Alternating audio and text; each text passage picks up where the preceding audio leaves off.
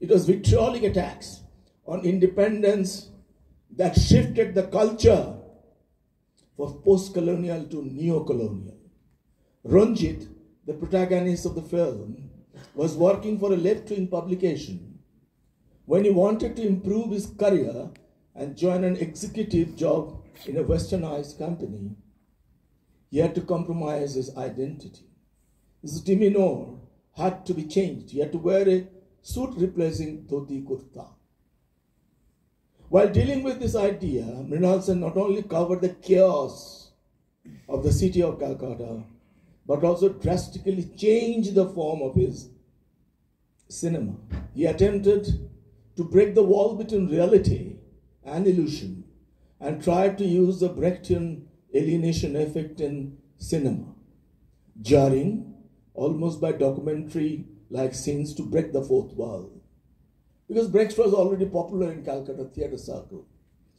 Calcutta 71 followed interview. It was more aggressive, more experimental, more disparate. He used 4 separate stories representing 4 decades to return to the theme of famine and poverty, and also dealt with the 1970 Naxalite killings by the authority. It appeared Mrinal Sen was shifting to the aesthetics of Latin American third cinema, proposed by Fernando Solanas. Glover Rocha's aesthetic of hunger, and Julio Garcia espionage for an imperfect cinema. Naturally, Mrinal Sen faced the conflict of form and content of a revolutionary cinema. The part of Calcutta trilogy, third part, was Padatik, the director's view on the disturbed state of the country and the city of Calcutta in particular. He began the film from a traveler's point of view with a narration apparently on a very, very pessimistic note. Quote, the beginning of Padatik. Every time I return to Calcutta, I feel it must be surely impossible that it can continue much longer like this. Yet always does. An interval of a year makes the visual impact more painful, the squalor more squalid, poverty more militant, the despair is more disparate. I find Calcutta an infernal city, unredeemed and probably doomed, but he loved Calcutta. All his films, more or less, maximum of his films are made in Calcutta. Mrinal Sen loved to identify himself as a private Marxist, which we used to debate. That Marxism cannot be private. He used to laugh it out. In Padatik, the guerrilla fighter, he told the story of a Naxalite in hiding. But Padatik turned a self-critical eye onto the movement itself. The protagonist, forced into isolation, used the time to reflect on the rigid establishment politics of left organizations. Underdog treatment meted out to the younger comrades, and the exploitation created by the entire structure of the party. Although late parties were critical of this film, Sen did not undermine the movement.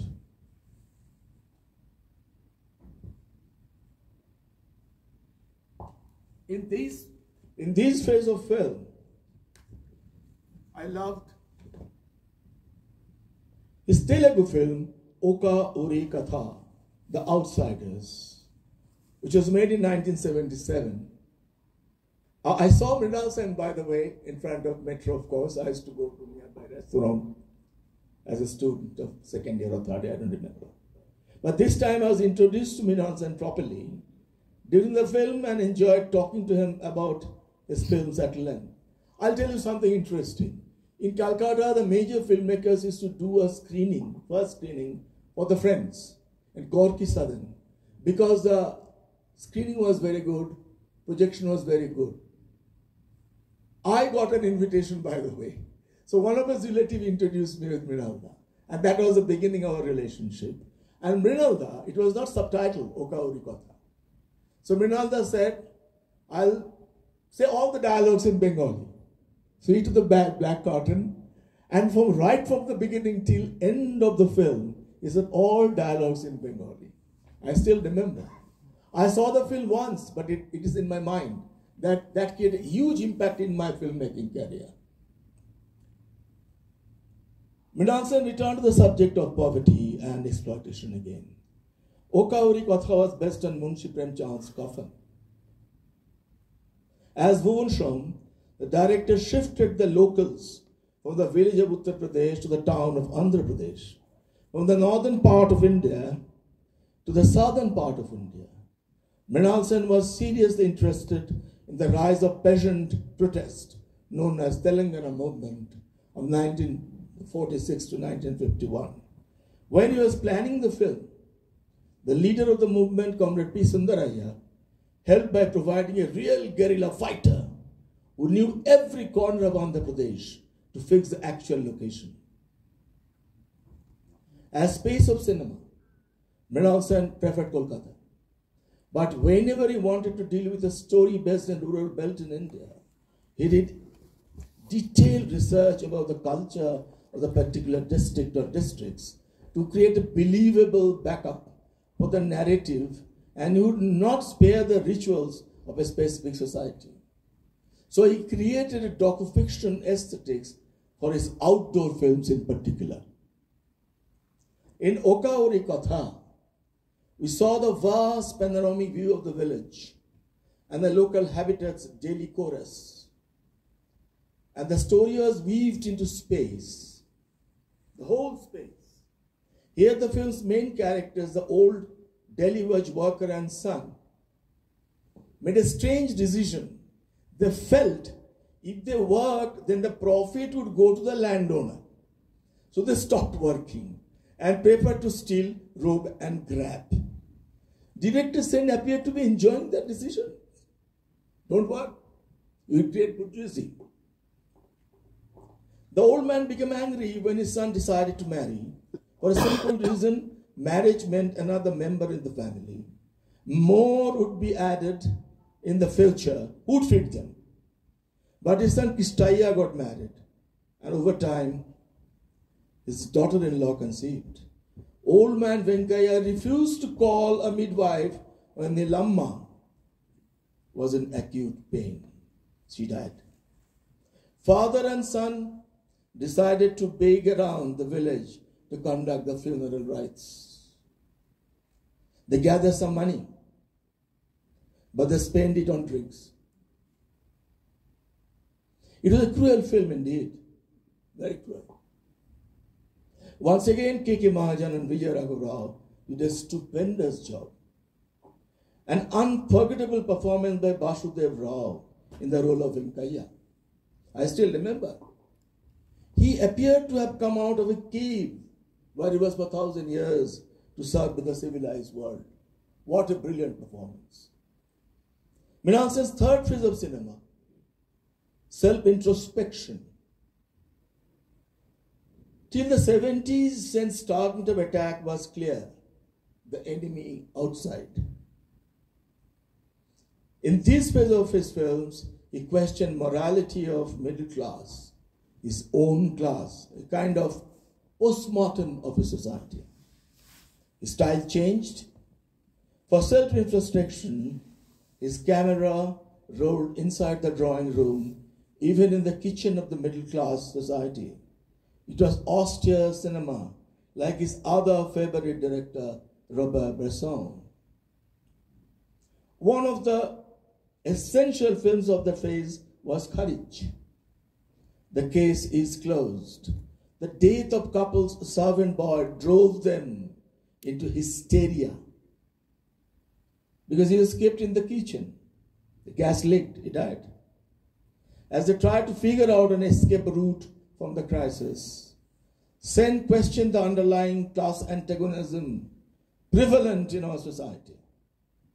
The well-crafted ensign shows the boy's father paying respect to the couple instead of expressing frustration of anger. Sen also did frustrate the audience by not punishing the irresponsible couple with a thunderous slap from the boy's father, but clearly demonstrated that for change, we have to go a long way. Betrayal functioning in the blood, while the enemy operates outside. Mrinal Sen became more and more critical of himself, rather consciously, of his ideology and craft. Akale Shandhani, In Search of Famine, demonstrated the best. Structurally, this film is possibly Sen's most complex one. He again picked up famine and poverty as this film's subject, but dealt it differently. It was a film within a film. As the aesthetics he devised earlier when he visited rural areas, here also centering a film crew who visit remote villages to recreate the Bengal famine of 43. But while doing it, they got involved with the local underprivileged people.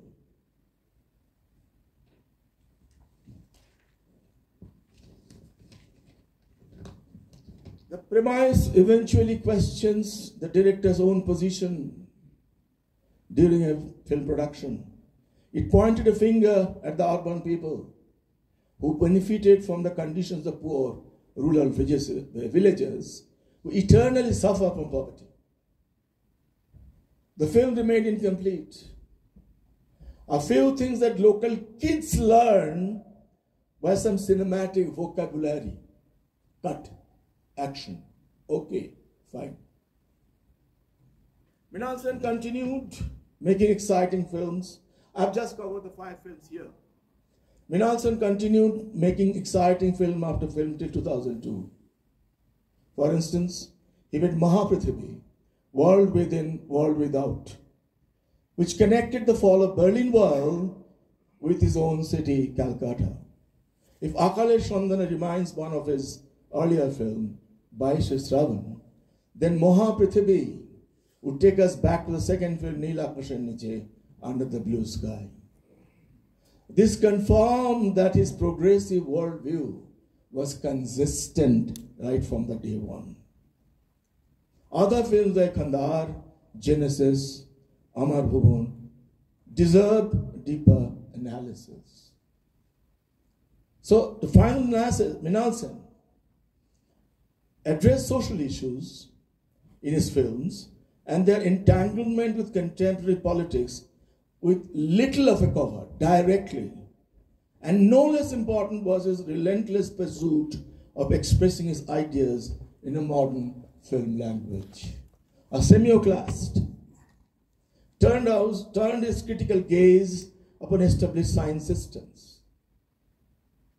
His cinema was a mirror to society, but sometimes reflected through a cracked or broken mirror. His film taught us to question, to introspect. Long live Mrinal Sen.